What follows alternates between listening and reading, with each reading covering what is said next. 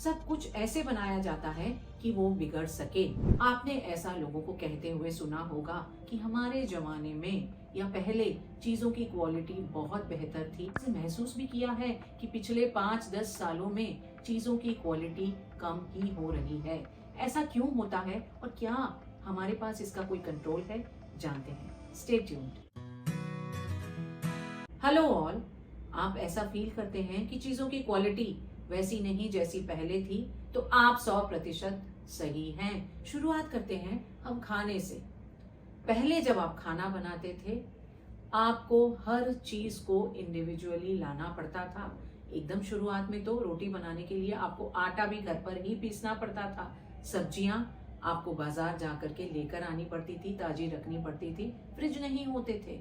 आपने जो immediately source किया है उसे आप इस्तेमाल कर रहे हैं, तो सबसे प्योरेस्ट फॉर्म में।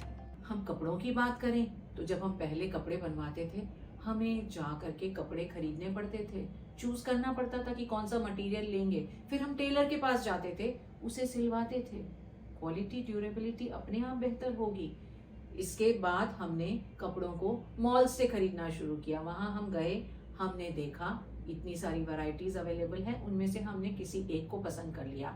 आज हम क्या करते हैं? सिर्फ एक बटन, ऐड टू कार्ट, हमने वो देखा ही नहीं, उसे खरीद रहे हैं। इलेक्ट्रॉनिक्स की बात, ब्रेक थ्रू इन्वेंशंस कितने होते हैं? एक बहुत बड़ा नया आविष्कार कितनी बार आपको मिल सकता है? तो आपको एक पुराने आविष्कार का ही फॉर्म चेंज करने की जरूरत है। अब ये जरूरत आई कैसे, इसके बारे में बात करते हैं। उससे पहले हम एक हॉलीवुड मूवी के बारे में जान लें जो 1951 में बनाई गई थी, the man in the white suit.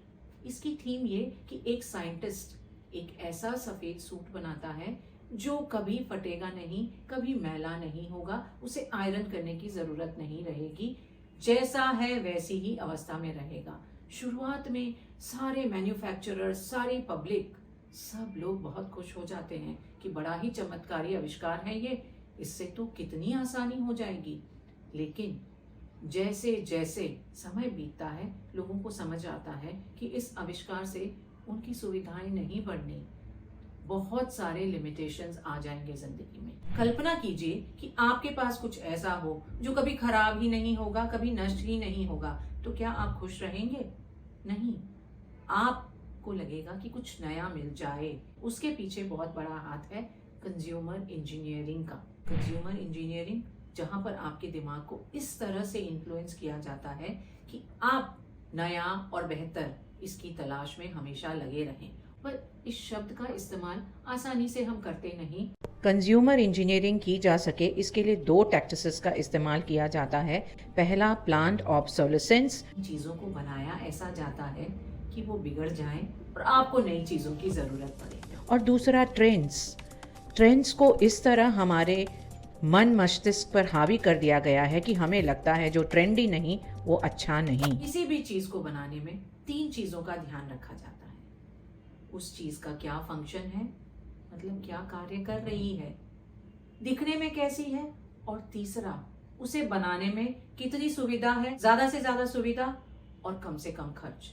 किसी प्रोडक्ट को अच्छा बनाने के लिए उसकी फंक्शनिंग, उसके लुक्स और मैन्युफैक्चरिंग कितनी सुविधा वाली, कितनी किफायती है, इन तीनों चीजों का अच्छा बैलेंस होना जरूरी है। इससे सबका फायदा नहीं है।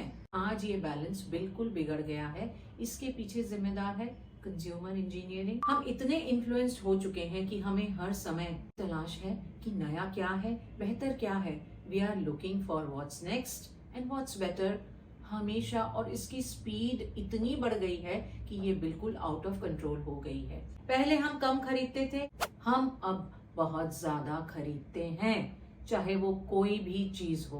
कपड़ों की बात करें तो आज हर व्यक्ति 10 साल पहले की तुलना में 60% ज्यादा कपड़े खरीदता है। खाने की बात करें तो आज हर व्यक्ति ऐसा खाना खरीदना चाहता है जिसमें उसे बनाने के लिए कम से कम मेहनत करनी पड़े और सस्ते से सस्ता हो। ज्यादा खरीदते हैं और चीजों को हम आधे समय तक अपने पास रखते हैं। और जब हम इसे ज्यादा खरीद रहे हैं तो ये तो तय है कि हम ज्यादा पैसे नहीं देना चाहेंगे, क्योंकि हमें पता है इसका इस्तेमाल हम बहुत ज्यादा दिन के लिए नहीं करने वाले। इसका प्रभाव कहाँ पड़ता है?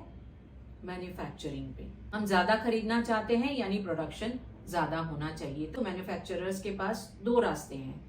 वो ज्यादा लोगों को हायर करें, अपनी मशीनरीज, अपनी कैपेसिटी को बढ़ाएं ताकि प्रोडक्शन बढ़ सके, और वो ना होने की सूरत में ऐसा कुछ तरीका अपनाएं जिससे वो प्रोडक्शन बढ़ा सके।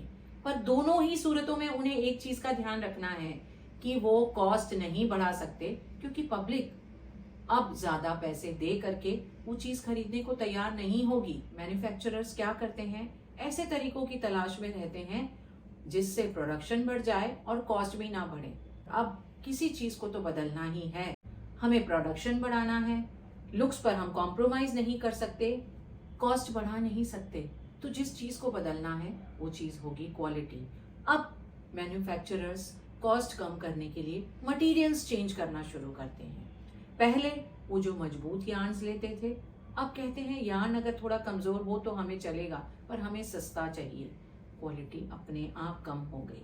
खाने के लिए हम जब बाहर से खाते हैं ठीक है जो मिला, लेकिन जब हम घर पर बना रहे होते हैं उस समय हमें इस तरह के इंग्रेडिएंट्स चाहिए होते हैं कि हमारी मेहनत कम से कम हो, हमें ईज चाहिए। खाने में किस तरह से प्लांट ऑब्सोलेसेंस इंट्रोड्यूस किया गया है। फूड आइटम्स पर आप 10-15 साल पहले जाएं, आप जब ब्रेड खरीद कर घर पर लाते थे, क्या ब्रेड पर कोई यूज बाय डेट लिखी रहती थी? नहीं। आप 7 दिन ब्रेड बाहर रखें, कुछ नहीं होता था। आज आप ब्रेड दूसरे से तीसरे दिन बाहर रख लें, उसमें फंगस लग जाते हैं। पैस्चराइज्ड मिल्क अब सिर्फ 48 घंटों की मोहलत के साथ आता है। हालांकि इसमें पूरी तरह से सिर्फ हम जिम्मेदार नहीं हैं, ये फूड इंडस्ट्री का बहुत बड़ा सीक्रेट है, एक बहुत बड़ी टैक्टिस है। यूज बाय या बेस्ट बिफोर और एक्सपायरी डेट में बहुत बड़ा फर्क है। इसको इस तरह से इस्तेमाल किया जाता है कि हम डरे हुए रहते हैं।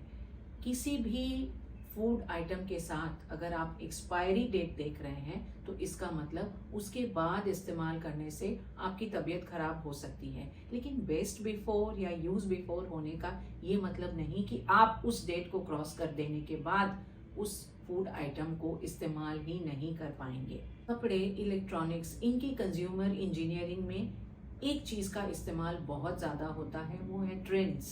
इलेक्ट्रॉनिक्स की हम बात करें, कितने नए इन्वेंशंस हम रोज कर सकते हैं, लेकिन मैन्युफैक्चरर्स को अपनी सेल्स की स्पीड बढ़ानी है तो वो क्या करेंगे, पहले जो कपड़े हम पहनते थे या जो इलेक्ट्रॉनिक्स हम लेते थे उनमें ट्रेंड्स कहाँ होते थे। हमने जो कुछ भी खरीदा है ऐसा नहीं है कि उसकी नेक्स्ट सीजन आते ही वो out of style, out of trend, out of fashion हो जाएगा। पर आज चाहे कपड़े हो चाहे इलेक्ट्रॉनिक्स हो, कपड़ों की सीमा है सीजन, इलेक्ट्रॉनिक्स की सीमा है अपग्रेड्स। ऐसा नहीं है कि आप उन कपड़ों को 2 साल तक नहीं पहन सकते। अगर कपड़े साफ सुथरे हैं, अच्छी कंडीशन में हैं तो कोई हर्ज नहीं है। लेकिन हम सब इतने ज्यादा इन्फ्लुएंस्ड हैं कि हमें लगता है जो ट्रेंड में नहीं है, जो स्टाइल में नहीं है, वो पहनने से हम खराब दिखेंगे, तो हम हमेशा वो खरीदना चाहते हैं जो ट्रेंडी है, स्टाइल में है। इसके लिए हमें हर समय नए कपड़े खरीदने पड़ते हैं। इलेक्ट्रॉनिक्स, मोबाइल फोन्स जब नए आए थे, टेक्नोलॉजी का बहुत बड़ा ब्रेक थ्रू था, पर इसमें आप और कितने चेंजेस ला सकते हैं। एप्पल ने अपने फोन्स की शेप में क्या चेंज किया है, सबसे पहले स्क्वायर, फिर राउंडेड कॉर्नर्स के साथ, फिर वापस स्क्वायर आए, अब वापस राउंडेड कॉर्नर्स के साथ। कलर्स हर सीजन में वो नए देते हैं। आप ट्रेंड्स के हिसाब से ही कंज्यूमर को इन्फ्लुएंस कर रहे हैं। इसके अलावा एक चीज जो और इस्तेमाल की जाती है कि प्रोडक्ट्स इस तरह के बनाए जाते हैं कि वो रिपेयर ना हो सके। अब गैजेट्स ऐसे बनाए जाते हैं कि उनकी रिपेयरिंग या तो बिल्कुल ही पॉसिबल नहीं है या फिर इतनी एक्सपेंसिव है कि आपको लगेगा छोड़ो जाने दो, एक नया प्रोडक्ट ही खरीद लेते हैं। इसके लिए कॉस्ट कटिंग ही जिम्मेदार है, क्योंकि पहले जिन चीजों में मेटल यूज होता था अब वहां प्लास्टिक और ग्लू यूज हो रहा है। फोन्स की बैटरीज इस तरह होती हैं कि आप फोन को खोल नहीं सकते। आपको लगता है रिपेयर करवाने जाएंगे, बहुत ज्यादा महंगा पड़ जाएगा, इससे बेहतर है नया ही कुछ खरीद लो। तब जब आप ये सुनते हैं और महसूस करते हैं कि चीजों की क्वालिटी पहले जैसी नहीं रही, तो क्या आप गलत हैं? आप बिल्कुल सही हैं। आप कंज्यूमर हैं, आपकी डिमांड पे चीजें बनती हैं, लेकिन आप मैनिपुलेट हो रहे हैं, इन्फ्लुएंस हो रहे हैं, आपका कंट्रोल कम है।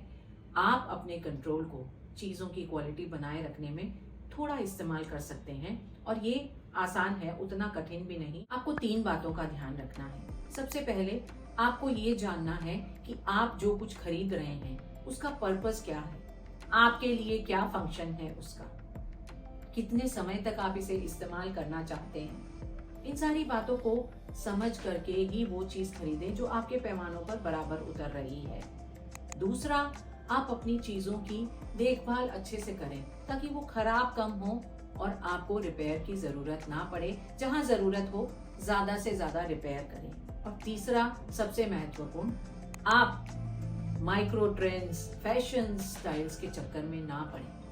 आपने जो कुछ खरीदा है, चाहे कपड़े हों चाहे गैजेट्स हों, जब तक वो अपना काम कर रहे हैं आप उन्हें इस्तेमाल करें। जरूरत पड़ने पर उन्हें रिपेयर भी करा लें। ऐसा नहीं है कि नया कुछ खरीदना या ट्रेंडी कुछ खरीदना बिल्कुल ही बुरा है, क्योंकि इकोनॉमी तो इससे ही चल रही है।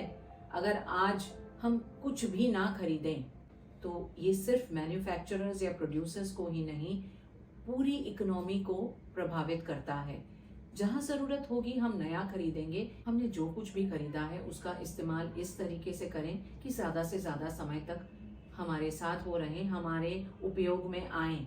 आपको सबसे पहले अवेयर होना है कि आप क्या खरीद रहे हैं, आप इसे किस तरह से इस्तेमाल करना चाहते हैं, कितने टाइम तक इस्तेमाल करना चाहते हैं, और कॉन्शियसली आप अपनी चीजों की केयर अच्छे से करना सीखें।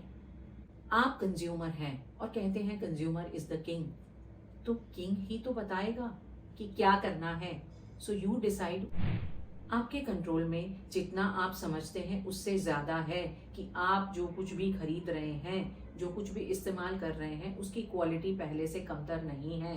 कमेंट्स में हमारे साथ शेयर करें, क्या आप हर नए फैशन का कपड़ा खरीदते हैं? इलेक्ट्रॉनिक हर छोटे से छोटे अपग्रेड के बाद आप चेंज करना चाहते हैं? और खाने की चीजों में क्या आप जहां तक हो रेडीमेड फूड ही खरीदना चाहते हैं, या फिर ऐसा कुछ जिससे आपकी मेहनत कम से कम हो? हम सब अगर जागरूक हों तो चीजों की क्वालिटी उतनी गिरेगी नहीं जितना हम महसूस करते हैं, क्योंकि आखिर में तो ये हमारा ही अधिकार है। We pay for it. It's Varsha saying bye bye for now.